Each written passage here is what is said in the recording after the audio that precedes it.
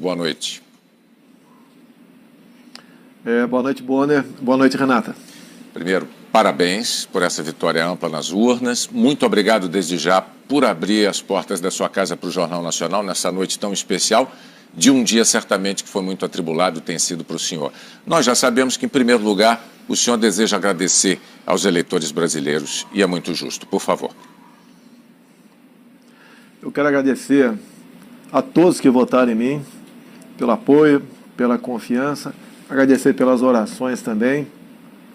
Afinal de contas, ao longo de 4 anos, não só durante a pré-campanha, bem como a campanha, nós tivemos uma bandeira baseada na passagem bíblica, João 8,32. E conhecereis a verdade, e a verdade vos libertará.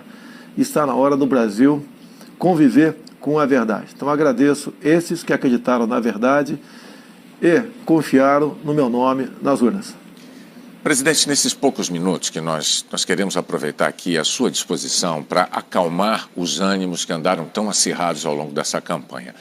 No primeiro dia, depois do segundo turno, o senhor disse aqui no Jornal Nacional que será um escravo da Constituição de 1988.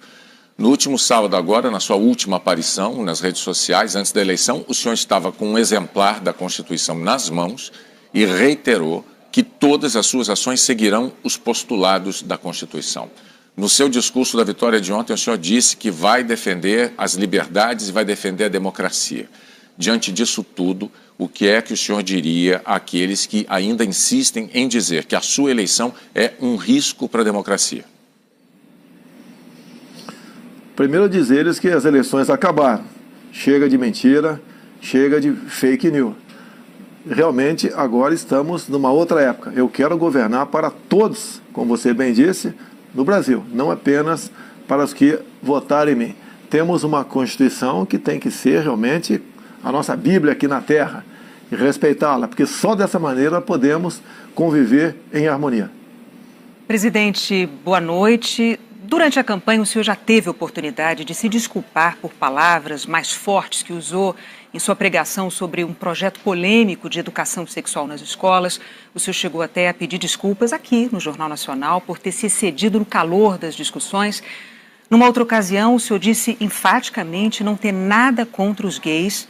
Depois disse que vai lutar contra aqueles que querem dividir o Brasil entre homos e héteros, entre brancos e negros, entre sulistas e nordestinos. Há relatos concretos sobre pessoas que têm agredido gays, verbal e fisicamente.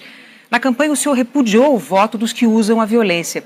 Como presidente eleito, o que o senhor diria para aqueles que ousem ser preconceituosos e agressivos contra outro ser humano apenas por serem gays? A agressão contra um semelhante tem que ser punida na forma da lei. E se for por um motivo como esse, tem que ter a sua pena agravada. Agora, deixo bem claro, ganhei o rótulo por muito tempo de homofóbico. Na verdade, eu fui contra a um kit feito pelo então ministro da Educação, Haddad, em 2009 para 2010, onde chegaria nas escolas um conjunto de livros, cartazes e filmes, onde passariam crianças se acariciando e meninos se beijando. Não poderia concordar com isso. E a forma como eu ataquei essa questão é que foi um tanto quanto agressiva, porque eu achava até que aquele momento merecia isso. Bem, tivemos em parte sucesso, porque no ano seguinte a própria presidente Dilma Rousseff, depois de ouvir as bancadas evangélica e católica, resolveu recolher esse material, mas o rótulo ficou em cima de mim. E deixo bem claro que isso tudo aconteceu por ocasião, acredite, do 9º Seminário LGBT Infantil na Comissão de Direitos Humanos da Câmara, onde presente estava o então secretário de alfabetização do MEC, André Lázaro. E os senhores podem pegar as imagens no YouTube, onde ele dizia claramente que passou 3 meses discutindo até onde a língua de uma menina entraria na boca de outra menina para fazer o filme Beijo Lésbico para combater a homofobia. Então eu acredito que essa agressão contra a família e contra a inocência das crianças em sala de aula é que resultou, na minha forma, um tanto quanto violenta, concordo, para tentar demover o Ministério dessas cartilhas, desses filmes e desses cartazes. Presidente, O senhor sempre se declara enfaticamente, aliás, um defensor da liberdade de imprensa. Mas em alguns momentos da campanha o senhor chegou a desejar que um jornal deixasse de existir. É indiscutível que a imprensa não é imune a erros e nem a críticas. E isso vale para qualquer órgão da imprensa profissional. Mas também é fato que a imprensa livre é um pilar da democracia. Como presidente eleito, o senhor vai continuar defendendo a liberdade da imprensa e a liberdade do cidadão de escolher o que ele quiser ler, o que ele quiser ver e ouvir? Totalmente favorável à liberdade de imprensa. Temos a questão da propaganda oficial do governo, que é uma outra coisa. Mas aproveito o momento para que nós realmente venhamos fazer justiça aqui no Brasil.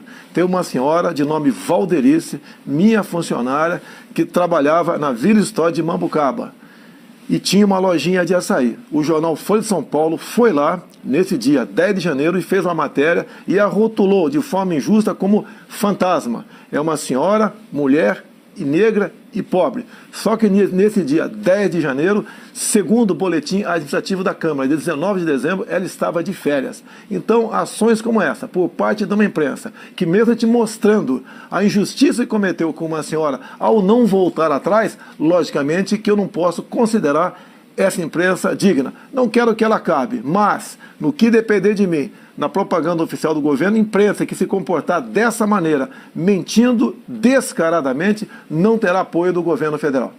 Então o senhor não quer que este jornal acabe, o senhor está deixando isso claro agora. Por si só, esse jornal se acabou, não tem prestígio mais nenhum. Quase todas as fake news que se voltaram contra mim partiram da Folha de São Paulo, inclusive a última matéria, onde eu teria contratado, empresas fora do Brasil via empresários aqui para espalhar mentiras sobre o PT. Uma grande mentira, mais um fake news do jornal Folha de São Paulo, lamentavelmente. Presidente, me permita, como editor-chefe do Jornal Nacional, eu tenho um testemunho a fazer. Às vezes, eu mesmo achei que críticas que o jornal Folha de São Paulo tenha feito ao Jornal Nacional me pareceram injustas. Isso aconteceu algumas vezes, mas, para ser justo do lado de cá, eu preciso dizer que o jornal sempre nos abriu a possibilidade de apresentar a nossa discordância, de apresentar os nossos argumentos, aquilo que nós entendíamos ser a verdade. A Folha é um jornal sério, é um jornal que cumpre um papel importantíssimo na democracia brasileira, é um papel que a imprensa profissional brasileira desempenha e a Folha faz parte desse grupo da imprensa profissional brasileira. Mas a gente pode seguir adiante com a próxima pergunta da Renata. Sim, presidente, no discurso em que o senhor fez essa mesma afirmação sobre a imprensa, o senhor disse que os marginais vermelhos serão banidos da nossa pátria. O que o senhor quis dizer com isso? Foi um discurso inflamado, com a Avenida Paulista cheia, e, logicamente, eu estava me referindo à cúpula do PT e cúpula também do PSOL. O próprio Boulos, havia momentos antes, dito que invadiria a minha casa aqui na Barra da Tijuca por ela não ser produtiva. Vimos o candidato do PT derrotado, em vídeo também dizendo que a crise no Brasil só acabaria quando Lula fosse eleito presidente. Então foi um momento de desabafo, é um discurso acalorado, mas não ofendia a honra de ninguém. O que eu quero dizer com aquilo? No Brasil, de Jair Bolsonaro, quem desrespeitar a lei sentirá o peso da mesma contra a sua pessoa. Presidente, essa campanha foi muito polarizada, todo mundo sabe, todo mundo notou, às vezes até dentro de famílias houve brigas, o senhor certamente tem conhecimento disso. Ontem, no seu discurso, o senhor muito corretamente disse que será o presidente de todos os brasileiros. Para conseguir o seu objetivo de conciliação nacional, respeitadas as diferenças de ideias, o que é que o senhor poderia dizer agora, nesse momento aqui no JN, para os que não votaram no senhor?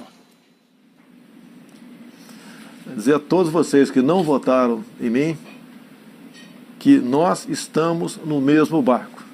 Se o Brasil não sair dessa crise ética, moral e econômica, todos nós sofreremos as consequências do que se aproxima no futuro. Nós queremos junto com vocês. Afinal de contas, nós temos tudo para sermos uma grande nação. O que está faltando é a união de todos, evitar as divisões. Essas divisões apareceram no governo anterior nordestinos, sulistas, brancos e negros, ricos e pobres, homos e héteros. Isso nós vamos evitar. Vamos tratar todos iguais. E eu apelo àqueles que não votaram em mim.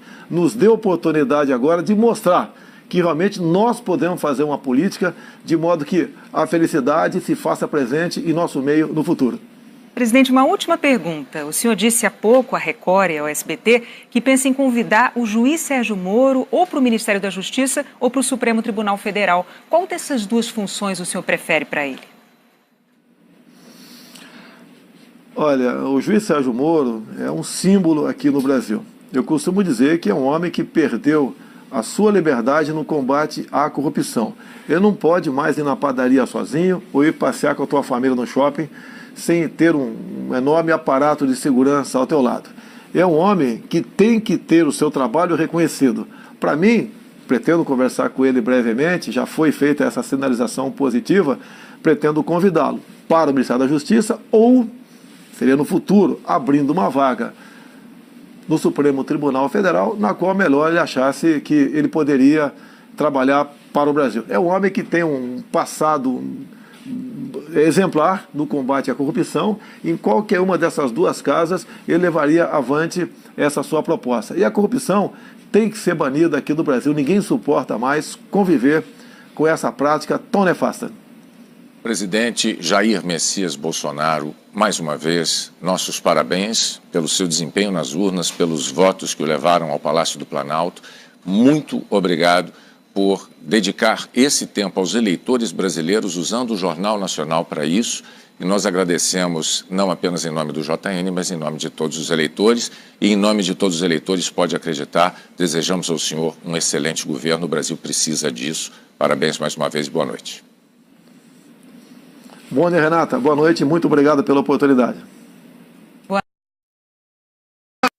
Aceitar cartões de débito e crédito agora está ao seu alcance. Point Mini, a melhor maquininha de cartões. A única em que você recebe o dinheiro na hora. Ela tem as melhores taxas do mercado e você não precisa pagar taxa de adesão nem mensalidades. Frete grátis e 3 anos de garantia.